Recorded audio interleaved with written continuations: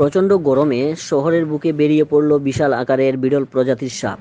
এই 2-3 দিনের প্রচণ্ড গরমে মাটির নিচ থেকে বেরিয়ে পড়ল সম্পূর্ণ সাদা রঙের বিরল প্রজাতির একটি সাপ।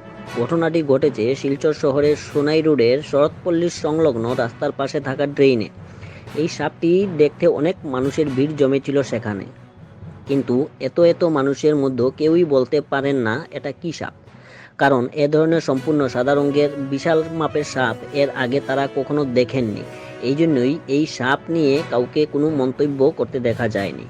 আসাম প্রাইম নিউজ 24/7 এর শিবাস দাসের রিপোর্ট, ভয়েসে দীপজয় চক্রবর্তী।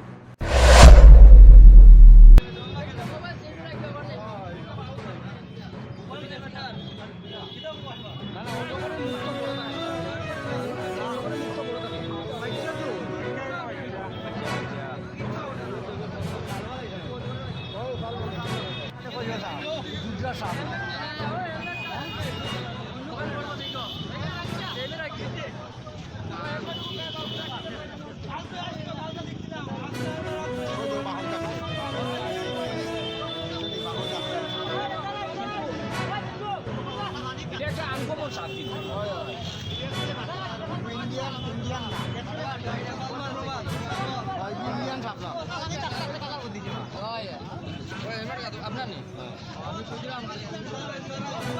আমি